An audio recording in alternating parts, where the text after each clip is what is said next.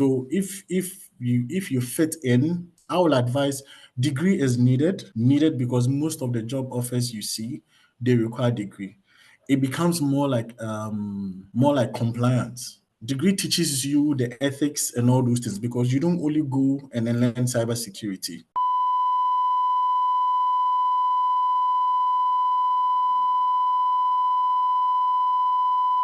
All right, y'all. Once again, welcome to the Deep Learning and AI community. So that's Andrew Eng, the founder of the platform we are using to run this event, and we hope you meet new friends as well. And yeah, so my name is Godwin France. I'm the program lead, the founder of the Akili Foundation. So what we do at the Akili Foundation, we are a STEAM, science, technology, engineering, arts, and mathematics focused non-profit organizations. So we have our flagship program with the Ghana Prison Service, where we're offering them some STEM or STEAM support as a non-profit organization. And our broader goal is taking tech education to those who need it the most. But for let's say university grade students, we interact with them.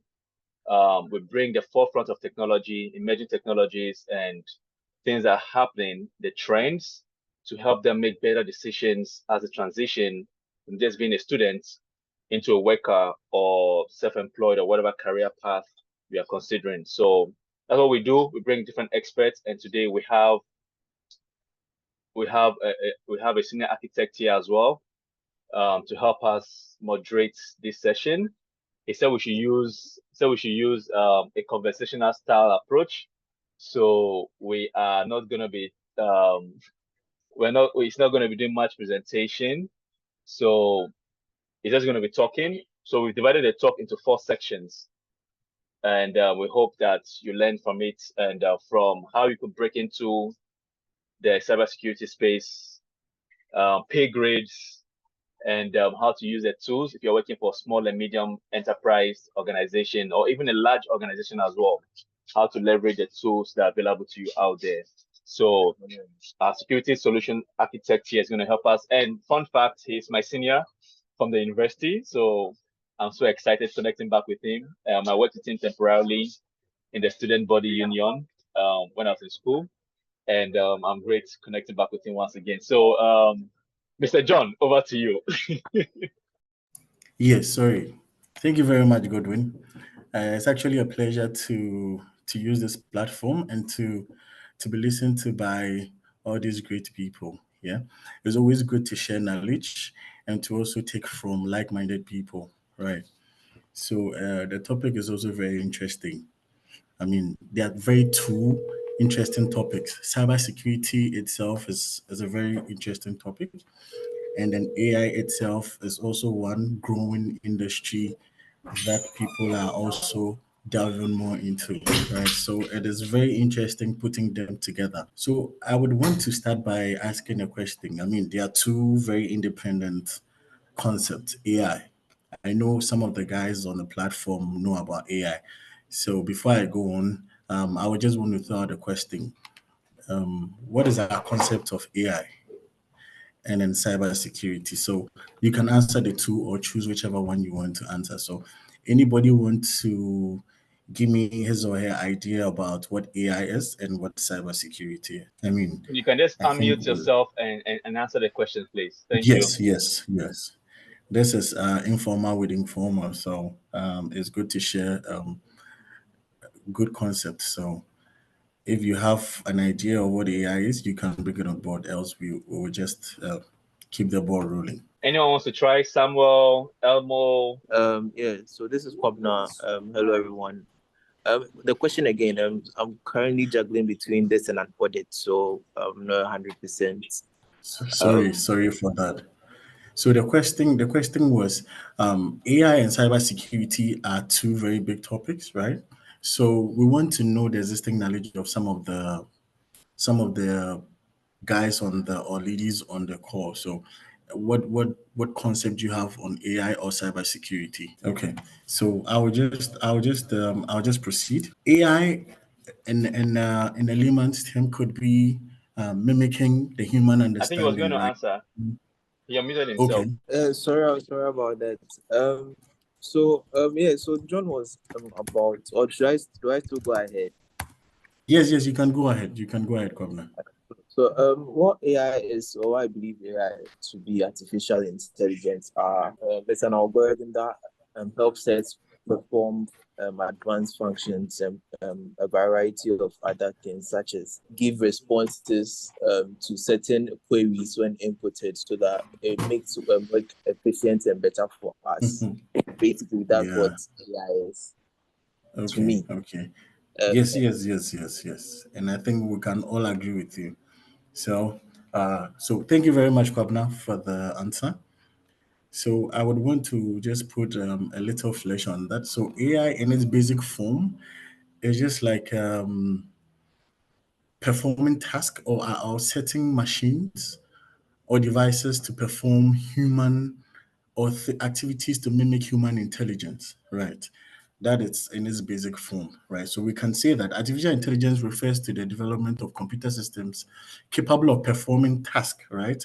That typically require human intelligence. So that is in its simple form. And then I guess we all know about cybersecurity, right? Securing our digital space and then all that. There are so many things. I'm sure so many um, different school of thoughts will have different definitions about cybersecurity. But now the interesting topic is AI and cybersecurity, right? Cybersecurity is a very vast discipline that it takes people years to master in this discipline, right? But in AI is actually helping security specialists, upcoming security specialists to be more efficient and be more productive. Now, in as much as people become or people want to be productive, there are other aspects of AI as well, right? Where we look at the side effects and all those things, the loopholes it also brings into that effectiveness, you know. So we'll discuss all those things here. Yes. So, Gordon, Yes. what is going to be our first? Great. So the first one, you didn't really introduce yourself. So as a Oh, system, this sorry. solution, what is your job description Yeah. again? Yeah. So tell us what Yes. you do. Tell us what you do, and our first Yeah. is going to be how do we leverage AI for cybersecurity in small and medium enterprises? That is, how can we use AI to enter that space? Yes. Thank you. Okay. Because the I was just hungry for the topic, so I even forgot about your introduction. So my name is John Tamaklo. I'm a security solutions architect. That is, so I help organizations be aware of their security posture. I assist companies in their incident response procedure, help organizations build one if they don't have, help organizations also be secure, right? Some companies don't even know their security posture or where they stand, whether they are vulnerable to certain threat actors or they are vulnerable in any way, right? And again, offer advisories and then all those things. So what we are going to say is that the question again, AI and cybersecurity for SMEs, right? Is that a question? Yes, please. How do we leverage these two aspects for small and medium enterprises, or even if we end up working for a big corporate organization? Yeah. Okay. So typically for cybersecurity, I believe cybersecurity is still growing, right? And AI is also still growing. But the point is that when you look at a job office, when you look at all the job roles, sometimes the requirements are really high, right? You're expected to have a lot or know a lot. Now, the point is that not every engineer or security expert has been fortunate to have or come across all those knowledge, right? Now, the point is that because artificial intelligence helps you mimic that intelligence, right? You can leverage on it to also act not if the same, come close. But then all this intelligence also is dependent on something, right? Because in a human sense, you will need to read to gain knowledge, or to get to know of a discipline, right? So the point is to be also a master of this tool. AI is a tool. And just as we learn how to use tools, you will need to learn how to use this tool called AI, right? And then if not learned well, can also be a bad or can also be a bad vector for you. So let's say we have company A. Company A cannot afford those security experts because their yearly or their annual budgets cannot even afford to have somebody who would want to take, let's say, $5,000 a month, right? They can only afford somebody who is like 2 years after secondary or uni or something. Now, this guy needs to also leverage on something to be qualified because that company wouldn't want to employ somebody who is also fresh, who doesn't have much understanding or knowledge in the discipline. But then the trick is what I usually advise my friends and people I mentor is that their virtual environment. You can use this environment to increase your knowledge in every discipline. Now, when you look at most of these very expensive trainings, they try to make their concepts known by using labs. Now, as a security expert, I advise that you have a lab where you test some of these concepts, test some of these things so that going to the job field wouldn't be the first time you actually encounter those problems. Now, for SMEs, if you are an IT guy for an SME, you would need to look at your attack surfaces, right? Because security is all about making sure that your company is still available when any customer needs it. The main point of security is to make your service available by securing whatever critical asset you have or protecting your crown jewels, right? That is the concept of security. I mean, but then within these simple stuff are the complex procedures and techniques, right? So now, to be able to do that, you will need to have the generic idea about what is even needed in that environment. Let's take it on a basic level. How do I protect my company? You will need to know that there's a concept called defense in depth. You will need to know that there's a concept called zero trust. You will need to know that there's a concept called this. Then, or you can even leverage on AI as well, ChatGPT. Go to ChatGPT and say that I'm the IT director for a small medium enterprise. How can I make sure that data stored on our file server is secure? ChatGPT is going to give you a list of things that to do to make sure that you're able to protect data, but you also make sure that you don't feed it too much information so that it becomes vulnerable to your organization. I'll make reference to a situation that happened last year. A situation that happened last year, 2023, right? As a result of trusting AI too much or feeding it too much information because it is still learning. So whatever you feed it, it's possible it can produce it as well, or somebody can trick it to bring out those information, right? So I think SMEs can leverage on all these tools to make sure that they receive the needed action in a timely manner. Now, if I say that, what do I mean? Let's say as an SME cannot afford, let's say, 5 security experts, right? Now, most of these security tools have AI embedded in them. You get it. So instead of needing 3, 4 people to be doing those manual tasks, the AI embedded in that security tool does it for you. You get it. So let's say you take an endpoint security that has AI embedded into it. It's able to do fast threat detection, is able to do the analysis and give you on a normal day you might have to get a number of indications or indications of compromise, check them on maybe virus total or any of those threat intelligence platforms to find out what really is or how bad that compromise is, right, or that threat is. But then with that tool, it can give you all those information on one dashboard, and that saves time. It gives you quick response and is able to cut down on cost, even though it might be a bit bad in certain ways, because it's as if you are reducing the human, but that is not the discussion. The discussion is how SMEs can leverage on AI, right? So, and cybersecurity. So that is also going to help them reduce the time it takes to identify threats, to mitigate, and then all those things. So that is how, in a summary, that is how AI can help some SMEs. We'll go into those individual factors, I believe, Fantastic. in other Yes, yes. stages. Yes, thank you very much, Mr. John. I appreciate that. So as we are talking, certain jobs are disappearing, like as we know already because of this AI stuff, and certain roles are going to be easily interplayed. So I see Yeah, a future where there's being a web developer, you should be able to do I don't know, online cloud services as well to be expected of you. I don't yeah, know if you can hear me. Yeah. So maybe I can so hear you you as loud and a clear. great.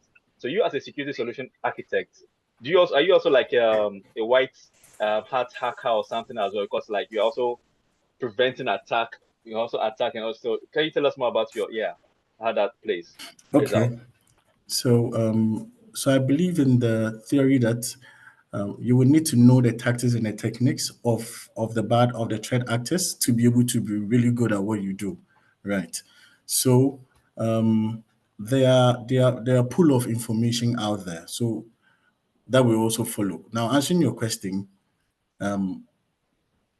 what my role allows me to help companies, right? Yes, to remain safe online, so to make sure that their digital assets are also safe. Information that are not within the region can also be controlled as and when they want to, and then make sure that they are available as and when they are needed, right?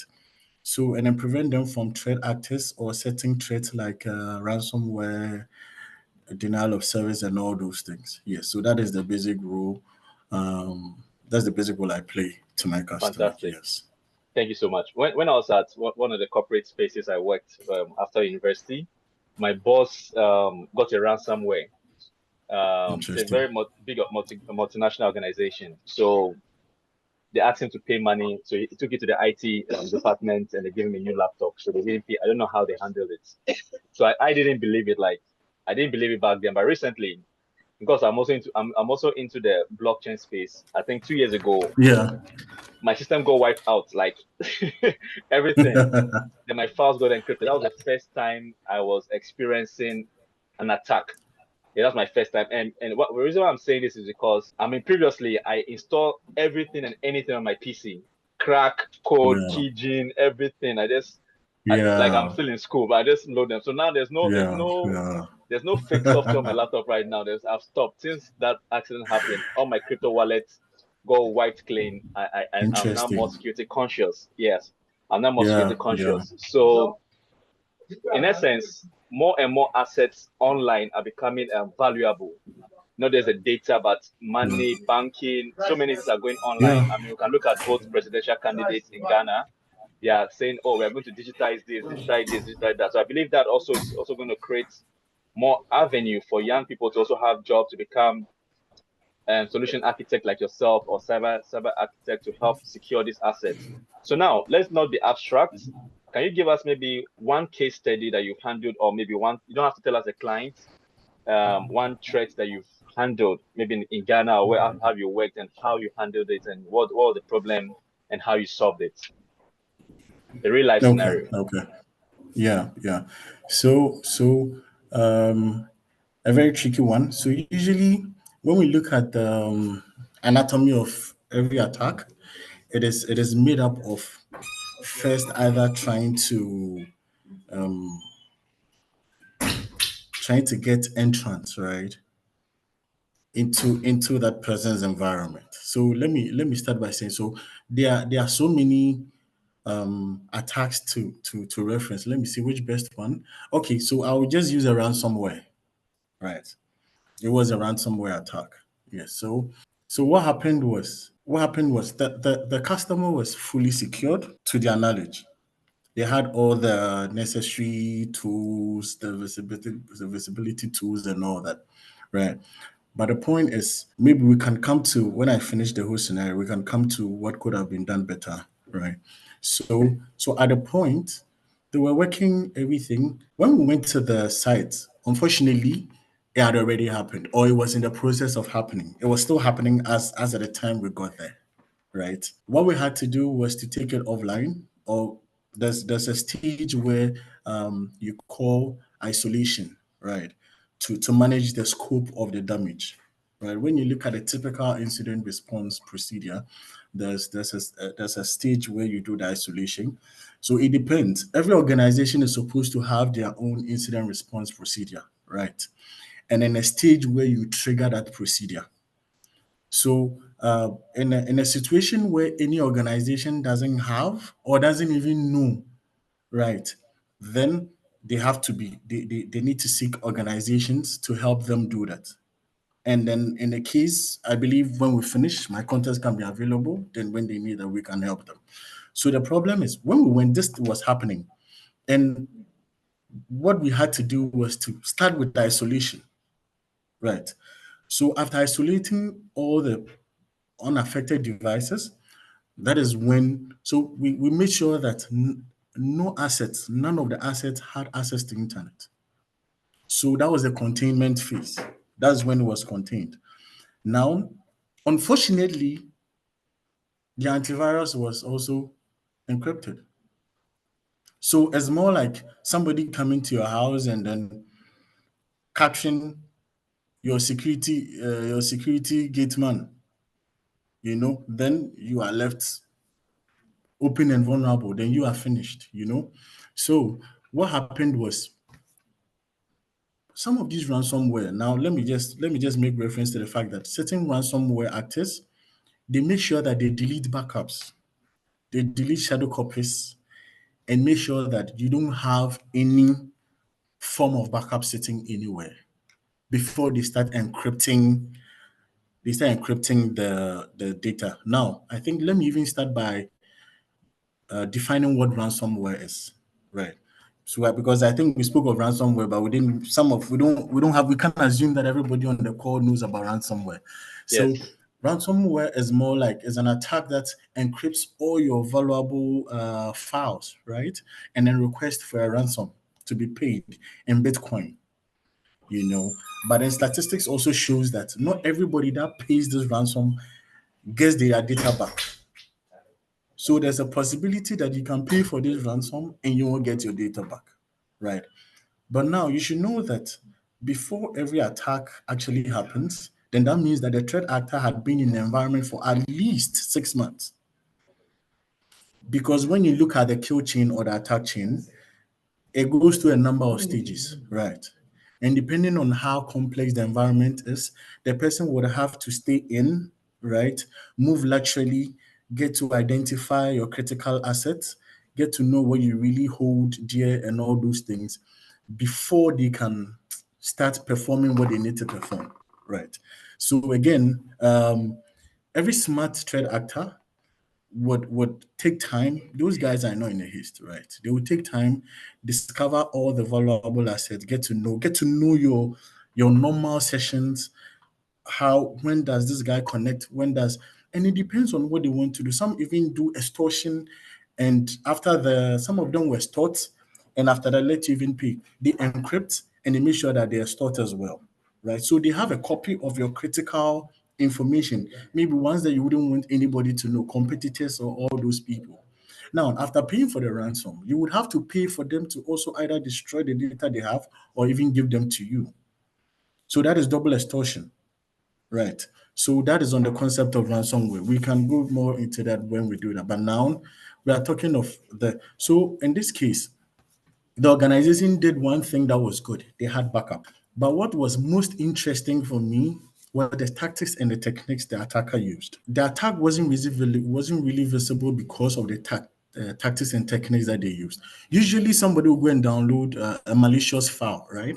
And when it lands on the PC, an antivirus or EDR or XDR will just catch it and then all those things.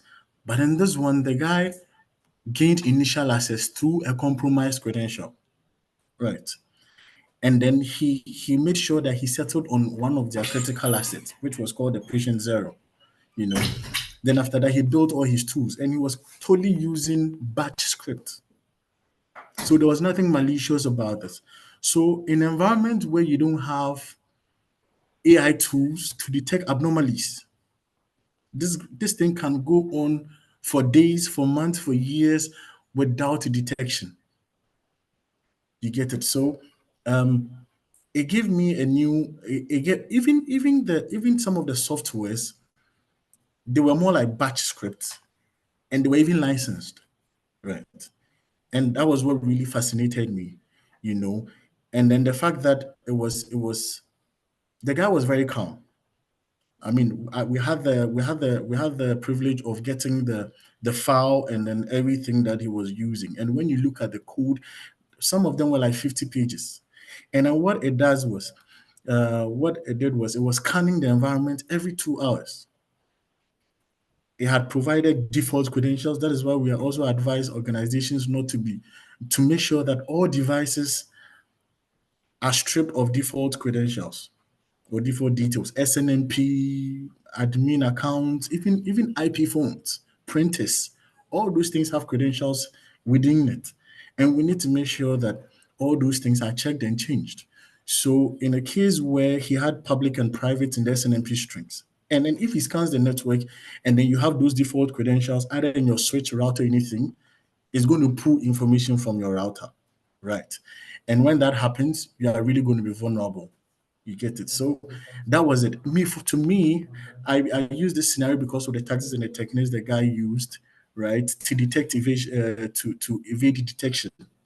Right. So that was one of the maybe in another time I can give more details. But at the end of the day, it was that because the customer had a backup, we were able to use that to revive and then get back online. And then we can also talk of the remediation. I mean, what we did to actually solve that problem. Great, awesome.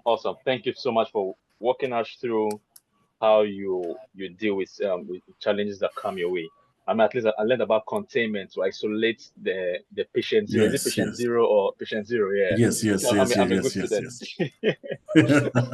yes, Great. So yes, I yes. know this. Okay, the question I want to ask is a bit personal for individual users. I use Avast antivirus. So, in your view, which what is the best software antivirus software out there you recommend for people to use? I know this is subjective. Again, yes, it is. It is. So I think the last time I decided, since I started work, I've never really bothered about antivirus and those free antivirus and again. So I decided Interesting. that let me go check what this thing is really happening. I mean, how are the free versions of these security tools doing? You know. So I went there and I noticed that for most of them, they have listed the capabilities. So if it has good, if it's able to do endpoint protection, if it's able to do file scanning, if it has URL filtering and all those things. So I believe it boils down to capabilities, right? Some of the vendors may think that even in our free version, we want to give URL filtering, we want to give anti-malware, we want to give this. So when you go there, you would have to be a bit selective. Don't just go with the names. Look for what they are offering, right? And again, it depends on your job role because some people spend more time online. There are people who actually don't do file transfer. They don't do everything. Theirs is more of web activity. So then that one, your risk is more from the web internet than any other vector, right? So then you look at if this guy has, but I think most of them have anti-malware, right? And that is the most common, right? But then the URL filtering is also a very good feature because we are always online. Now, even the web browser has become a very big platform for threat actors to even to get into our machines and all that. So now, but then if you have the means to get a paid one, I would advise you go get a paid one. Yes. Now I think they are really cheap. Some students can save and then get some. I think so. Yes. I Oh, mean great. Thank the you. Thank you. free, Yeah. yeah, the free Awesome. could just Awesome. be for trial and other things. So if you can afford it, just go get a paid Interesting. one. So you encourage us to get the paid versions. All right. All right. So what about those Yeah. people who still install? I mean, I believe there are a lot of students. I believe that there are a lot of students on this session right now, and they just install crack. I mean, the way we are going generally in tech space, Yeah. Yeah. more platform are running on premium services or premium features are online. It's not like maybe like 10 years ago where you could True. download and get a patch, can install a patch and all of that. So what do you have to say, general, about? So now let's come back to the personal users, not someone necessarily working for an organization, but how do we protect our personal access on the web or our personal devices, Mac OS and Windows OS or even Linux? What are some securities tips you want to give to us? Like those who like installing crack softwares. Yeah, so I believe we've all been there, right?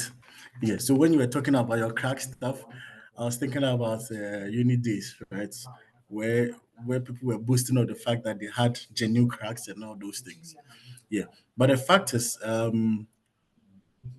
would say I asked the customer one time that why do you think somebody would get an expensive software, put it on a platform and give it out to you for free? Or why would I pay for a software and then host it on a different page that is known to be bad or malicious? And then you think that is free. If he's not getting anything, why do you think he will put it there? And most of these keygens open up backdoors and then drop malicious files on our. That is why they usually require you to run it with an admin privilege. And the very moment that happens, whatever it needs to do, it can be done. It gets admin rights on your machine. It's able to. Some of them even gives reverse shell to your machines and all that, rendering your machine very vulnerable, right? And then in a case where you are part of a corporate organization, you render the whole organization vulnerable because through that, the person can move laterally on the network to go ahead and affect other machines, right? So, because sometimes the hardest part is actually getting into the organization undetected, right? But when the person brings the threat actor in, then it's almost over. Yes. So as students, what I can say is you just need to be careful of the sites you visit. So typically, we all know torrent sites are not good. Yes. And then there are adult sites, all those things. There are people who intentionally put malicious codes in those sites, all right? And then can affect your machine, can render your machine vulnerable just by visiting those sites. So just make sure that, and then all the sites are also HTTPS protected, right? So typically, if you are doing your online banking and all those things, and you don't see the padlock or the HTTPS on the URL or in the URL, you just don't continue. Then that means that everything you are putting there is going in clear text, right? And anybody who gets to sniff it sees everything in plain text. So the best part is make sure you're not visiting any bad sites known to you, right? Just visit the usual social media sites, learning sites, and all those things, and you'll be fine. I'm sure though for Awesome. those ones, your free can help you. Fantastic. So I'm being asked a question here if MacBooks are included. I don't know if MacBooks are not my computers. Are MacBooks vulnerable as well? Yes, they are very vulnerable. There was a myth, or there was this misconception that Linux and then Macs could not be infected, right? But I think that time it was because they were not really that much. We should understand that people, not everybody hacks for fun. Some people are motivated financially. People actually feed their family of these acts. When they get to realize that the number of Mac users are also increasing, or the kind of or the targeted person or company is a Mac user, it doesn't stop the threat actor from developing any Mac-based agents or malicious software on anything. When you go to torrent, you still see Mac applications there, Mac crack applications and all that. There are some that don't even, they tell you they're pre-activated, right? So don't worry, everything has been done for you. So you just install the software.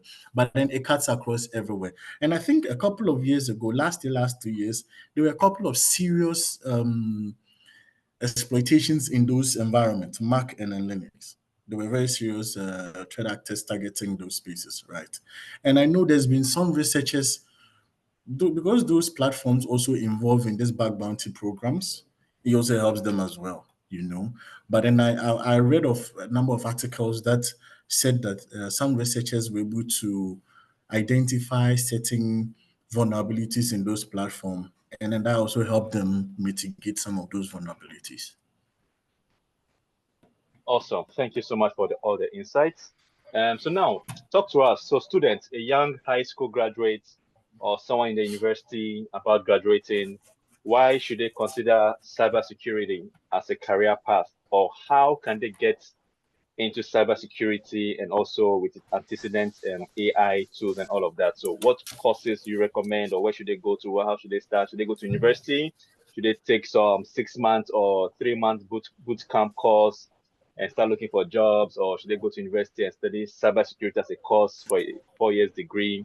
What are your recommendations, please? Okay, so again, for that, I believe we are all wired differently, right? Some people thrive well in formal sectors. Some people do well. It was after uni I understood the concept of learning and understood the fact that people we thought were not really smart were actually smarter than we thought, just because the mode of learning wasn't what was suitable for them. But then society branded them as dumb, right? So you realize that they start different careers and they excel so well, you know. So I believe it will start by knowing yourself and then how best or how you learn best. So if you fit in, I will advise degree is needed because most of the job offers you see they require degree. It becomes more like compliance. Degree teaches you the ethics and all those things because you don't only go and then learn cybersecurity. Some schools teach you teamwork, some schools teach you critical thinking and all those things. You can get all those things from your uni or based on which uni you go to. Let me be very specific. Yes, cybersecurity is a profession. Yes, that is why you get some professionals in the mean that they are good at what they do, but you're not able to relate well with people. You're unable to communicate well because the only thing they learned was the craft, right? But not how well they communicate that craft to people. You get it? So all having the classroom and then the self-learning combined together is the best. But the main thing is you would have to know what works for you. I believe that to be very good in cybersecurity, security is all about securing what you have. So the first stage is knowing what you want to secure, right? So if you want to be a web, if you want to be, let's say, a security expert in the area of web, or anything or general, when you look at some of these curriculum, they start by first giving you a very good understanding of all those domains, right? Network, systems, web applications. Then now they narrow the search or they narrow the courses to specific domains where you start after knowing those domains. Now they teach you how it works. Then now they teach you how you should best secure it. Now, if you want to, that is if you want to go defensive, but if you want to go offensive, spoiling things are not as hard as defending them because the attacker only needs to win once, but you the defender needs to keep winning. At the first time you lose could be the end of your career, could be based on how bad it is. All right. So starting a career, just make sure that you identify the domain you like best, or you start by learning all the domains you want to best secure. Then you can go ahead to learn how to secure them because when you really get to know them, when people like, okay, let's even use football. People are more confident. The probability of a home team scoring the the visiting team, let's say, is like 60-40 because they are more comfortable in their home. So when you get to know your home well, you know how best you can defend it. You know that because you can't protect what you can't see. You get it. So you know that. So usually for companies, we advise that they have asset inventory, have inventory of everything they need. So that is basically, so people who want to, they start by getting to know. So if you can get it from unis, that works. If you can get it from 6-month courses, that works. But then I would say, even in uni, you still need to be doing some of these self-learning, because that is also a skill that people need to also learn. Self studies. You get it. So whilst in uni, when you have some time, you either take a course or you take, now YouTube is full of, it's not even now, it's always been, right? There are playlists that teach tons of security concepts, right? So it's a good place to start from. It's a good place to start from. Awesome, fantastic. Thank you so much for that career tip. So we're in Ghana. Are there jobs? Are there jobs? Are there jobs that when we stress ourselves, go to school, are we gonna get a job to do as a security expert, or we have to travel abroad and bugger and go outside before we know we can make heads of or do we have to wait, or are we gonna get a remote job? So what's the job market like, and how much do you think, what's the pay range, or how to get into the job market, pay range for junior or entry? Personally, I believe that entry level jobs are disappearing because I see that even as the AI tools get better and better, I mean, people can become even better generalists in what they do. That is true. That So is true. yeah, so junior role are becoming, it's a very skeptical role right now. So how do we break into the field? You've told us the career path, the job, are there jobs, and how much, like, how do you entice us to come into your field? Yes, cybersecurity is a very good discipline. I mean, it requires hard work, dedication, and consistency. You always need to keep updated. You need to keep learning. You need to keep researching, because I mean, Microsoft releases updates every Tuesday, and that is different from the ones they get to release based on vulnerabilities found. That is different. We are talking about all those other things. So the point is, you need to keep studying. You will need to keep studying. But in Ghana, there are jobs in Ghana, I can tell you, cybersecurity jobs. Because the point is, you keep seeing people change job roles. When I was in uni, I met one security expert and I asked him the same question. And then what he told me was that there are jobs in Ghana. What we don't have are qualified people. Yes. So he realized that I think most uni graduates have the concept that the uni certificate is enough to get to land them their first job. But because of the demand of customers and companies had no choice than to move from the training stage. Because now, when you pick up a very practical example, when you pick up 5, 10 national service guys or ladies, and then you train them to be like medium good, and give yourself 2 years, they will all leave, because whilst you are training them, they get to realize that they are also needed in the market, right? And they are valuable, because imagine the investment you are going to put into those guys. So the company is investing into the employees, and then within a number of years, they leave. So most of these companies have been discouraged from doing that, from picking these greenies and then turning them into pros for other companies to hire. So now what some of them have decided is that to go in for the prompt and proper person, straightforward, right? Then they can pick either one or two people to work with them. So that has also reduced the chances of guys of cybersecurity guys being employed. And then again, when you look at the cybersecurity role, you get to interact with very critical assets, right? And sometimes organizations are not confident enough to allow guys that are entry level guys to handle this kind of information, right? And again, it requires a level of trust to work with a cybersecurity expert. That is why most people sign NDA and all those things, because the kind of information you'll be exposed to. But the point is that it requires a lot from you as an individual. So we should take out the mindset that uni is enough to get us our first cybersecurity role. There are some occupations that uni is enough. I mean, and probably that is all the knowledge you will need for the rest of your life. But cybersecurity today, you have this knowledge, tomorrow is obsolete. The knowledge you have today, you can't use it tomorrow because the antivirus definition today cannot stop the threat tomorrow. A new one would have to be released. So the point is that you need to have that mindset.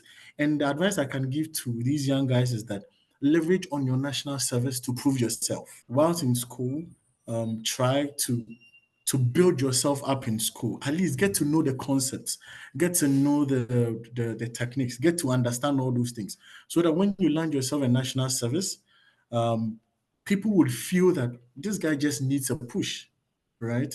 This guy, I wouldn't need to invest so much into this guy. He already knows the theory, he already knows the concept. All I need to do is coach this guy, and he will be good to go. Then the company would see you as an asset, and that, okay, as another mindset. People just think that companies should have should be good to employ them because it's their social responsibility, right? But then we should think of these guys as business people. They need For value. profits. Yes, they need value. So you are an asset, right? I mean, even if we go to the market, when we see phones, we want the one with the most features and all those things. That is the same thing that happens to businessmen. They need to see guys that can bring value to their company. So whilst in school, ask yourself, what value do I want to give to my company? What value is trending now? Then you make sure that you have that skill before you leave and then have your national service. Thank you so much. Thank you so much. Yeah, you didn't answer my. So, with the search money with the search, like money fee motivate with Oh, so the like money. Oh, entry level, like how much do entry level people get? Start people want to in Ghana, for instance. Yeah.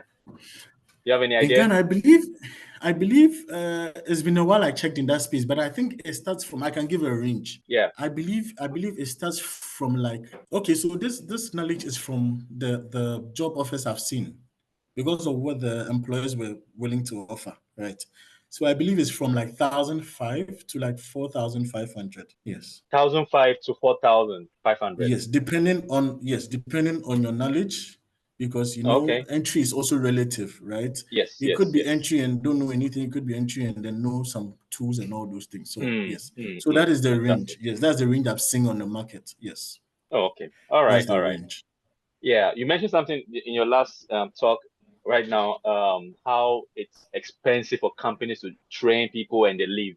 You know, today I saw Ghana Commercial Bank. It seems like someone is doing test on production. Someone is running a test Interesting. on production, is sending SMS out and all of that. So I was making a joke online that it's like the senior developer has traveled and he has left the junior dev to be doing whatever he wants to I'm telling you. I'm do telling you. on the I'm telling system. you. Yeah. I'm telling you. So yeah.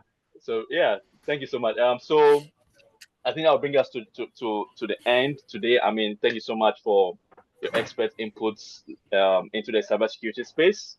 We appreciate so much. So the floor is now open. Elmo, Samuel, Cephas, if you have a question, you can put it in the chat box. We have to wrap up now. Or you could unmute your microphone and ask the question, please. Any question for our experts here today? Anybody has questions to ask, please? Okay, great. There's a question in the chat. That was a great, okay, it's a comment. All right, thank you, Cephas. That was a great presentation. Yeah, so thank you, Sir John. I don't even like Sir John. Yes, sir.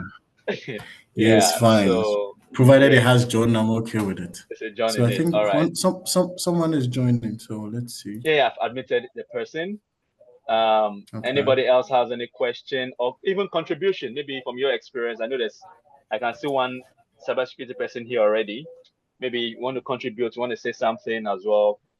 You can do that now. Maybe a training you want to recommend, Samuel, or all right, Chris Benyin. Yes, you can unmute yourself. Yes, thank you. Yes, I have a question.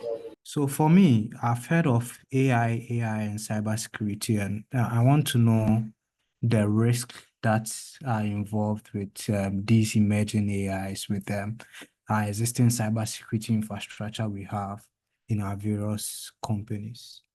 I don't know if that question can be answered. Thank you very much, Chris. It actually brings me to something I had wanted to address. Thank you very much, Chris.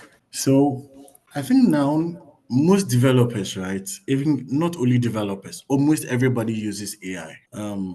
if you're a developer, you ask yourself that when you ask ChatGPT or any of the AI tools to generate a code for you, ask yourself if ChatGPT takes into consideration the security issues around that code is generated, right? That is no. And then I mentioned of one incident that happened last year, Samsung, right? So I think one of their developers or one of their let me just get my employee. It wasn't stated whether it was a developer or anything. It stated that ChatGPT leaked data, right? Earlier in 2003, Samsung employee accidentally leaked confidential data while using ChatGPT. So, in as much as we want information badly or we need answers badly, we should be very careful of what we put into ChatGPT. So to answer Chris's question, so Chris, some of the vulnerability would be, or the risk involved in using AI would be the fact that the tool itself can be misled, right? And then the tool is not also hasn't gotten to the level where it takes into consideration the risk aspect of whatever it gives you. The security of whatever is giving you is dependent on you as an individual. I think it's even a disclaimer that when you are using, it advises you that don't put confidential information, don't feed the tool with confidential information. I would advise that just be high level when you are dealing with the tool.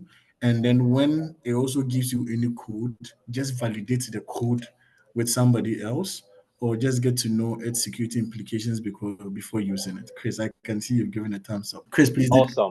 did I answer your question? Yes, please. Yes.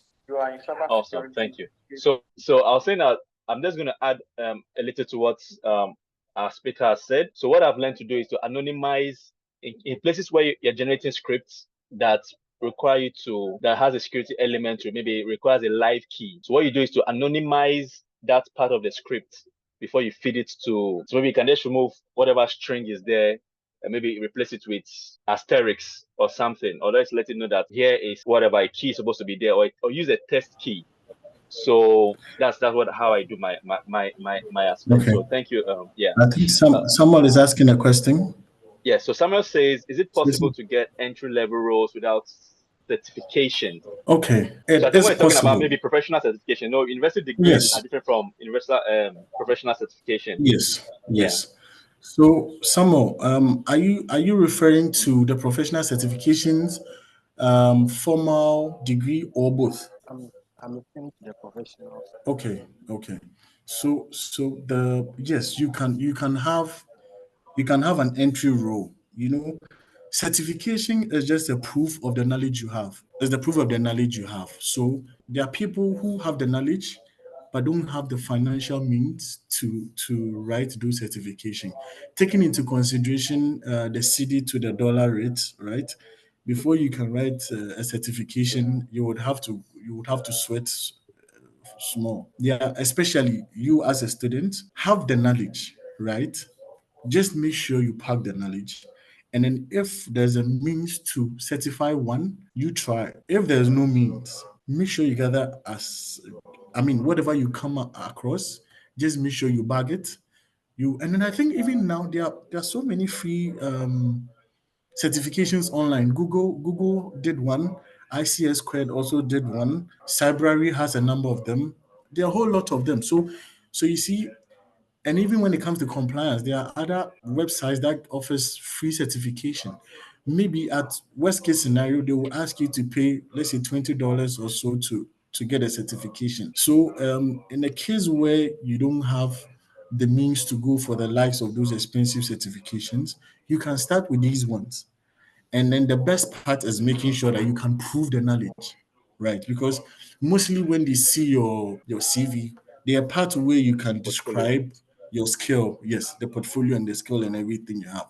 When you put them in, and I believe I've seen people with very good CVs, but when you actually interview them, there's nothing good to write home about them. And there are people who actually have very simple CVs, and when you talk to them, you are going to be wowed. Yeah, so those certification actually sells you out. But then there are times where you also get opportunity to sell yourself out. Then you can get to a point where you can pay for those certifications. So, Great. someone please confirm if that is fine. Awesome. Thank you. I have one last question. my question, the last question. I don't know if anybody has any question. All right, Samuel. Thank you so much, Samuel. Yeah, thank you, Okay. John. So my question is, how vulnerable the world is gone mobile. Most people build platform mobile first before they think about the web Yeah. or maybe tablet or anything. Mobile first, and Africa is largely mobile. Everything's happening on mobile. How much threat or vulnerability are we exposed to on our mobile devices? That on a scale of that is very, very vulnerable. Because if you enter any room or you enter any company and you ask how many people have any form of protection on their phones or tablets, you see just a few hands. Even companies sometimes ignore protection on their mobile devices, right? The only mobile device they think about is the laptops. Phones, they forget about it. And because of that, threat actors are using, that is why threat actors sometimes use this Telegram, WhatsApp, and all these things. Because on your phone, ways to check if these things are malicious is limited. Because sometimes if you receive a phishing email on your laptop, there's a way they can say, go view this, go do this, go do that. But on the phone, you are limited. The best you can do is just to click. If you are not security conscious, you've not received a form of awareness training to know that this URL looks malicious or this thing looks suspicious, you will just click it. And in all these groups, do this, do that, do that. Somebody will say, if if you click this, you will live longer. All those things. They are just very funny ways of luring people into clicking on stuff. And those ones too, because you don't have any form of protection. When you click it, it's also an IP enabled. It's also an IP enabled device, right? When you go to, if that becomes compromised and you go into your workplace or your environment and you connect to the wireless, you get to the corporate Wi-Fi, and then it's not well segmented, or you don't have zero trust and all those concepts within that environment, the threat actor can easily move laterally, maybe get one of those accounts and then use it to do whatever they want to do. So mobile phones are very, very vulnerable, right? In the with the fact that people are less responsible with their mobile phones. People are more careless with their mobile phones, right? When you look at techniques such as alert fatigue, right? That is more like tricking people or disturbing people for them to accept the 2FA. That is a way people also bypass MFA. They will do it at night when you are sleeping, and then it will sound like alarm. You know the way sometimes instead of pressing close, you go and press snooze, and sometimes you want to just snooze, then it rather goes to close it. So when that alert keeps popping up, and that is also another vulnerability in some of those MFA solutions. So those ones, all you need is make sure that your security cuts across all those things because you are secured as your weakest link, right? So if your weakest link is your mobile devices, the threat actor will come through it because the threat actor doesn't want to prove to you that he is good. All he wants is to get into your environment. So if it is through your phone, if it's through your laptop, if it's through your web application, they will still come in anyway. So just Great. make So sure that you have a security design that covers all those spaces. so for mobile, what tips would you give? Because I know you shouldn't. Sometimes the threat can be through PDF, can be encrypted in a PDF Very file. good. I've seen JPEG as well. So what some of the tips? What some of the tips can you give us for mobile devices, phones, smartphones? What some Yeah. tips can you leave us with? Yeah. Okay. So the first one I'll say is that don't just jump into any group because when you check on people's phone, they join about even groups they don't know of. They just join and everything that comes in, they also want to check it. If it's not really directed to you, you don't know the person, you don't know anything about the person, just ignore. Sends you a file and then you are not expecting a file from anybody, just ignore. When it comes to you and you are unsure, if you have an IT friend or an IT security friend, just inquire from the person. Don't try to be this thing. Don't try to mess up and then try remediating because that will cost more than the patience you would have. So the point is just make sure that, and even is the same, even the size you visit on your phone, right? The pop-ups. Make sure you have a level of ad blockers even on your phone because when sites you visit are also compromised, it can also compromise your phone as well. You know. So at a particular level, you are responsible for your own private security. So just make sure that you visit certain, and then if anything happens, just make sure if you work, just seek advice from your cybersecurity team. If you don't work, look for a cybersecurity friend and all those things and let them help you. Because I mean, don't try to be a hero if you are not. Do not try to be a hero. Great. Thank you so much. Your final words. What are you leaving us with? As a security architect here we have today.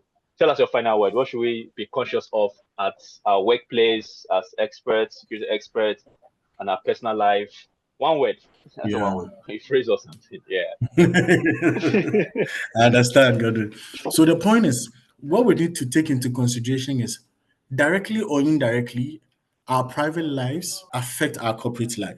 That is what people don't understand because you are using your corporate phone or your corporate laptop to browse Instagram, Telegram, download movies, and all those things, and use that same machine, the same browser, to check your emails, to do all those things. I mean, there was a breach that happened. The Cisco got compromised. I think was the last 2 years or so, right?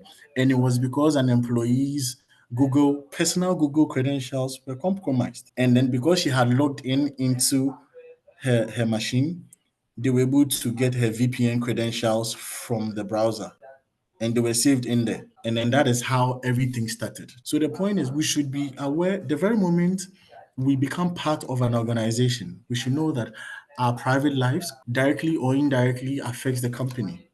Whatever we access, whatever we do can go a long way to affect the security posture of our organization. So again, you take your awareness training seriously. If your IT team doesn't do that, you can recommend to them so they do that, right? And then again, we should be cyber secure, right? We should make sure that we stay safe, we browse safe, and then we are also very cautious about the information we put online. Yes, that is it. Because sometimes people are in their offices, they take selfies and all that. All those things can compromise, can help affect an organization. So we should be aware of our personal life.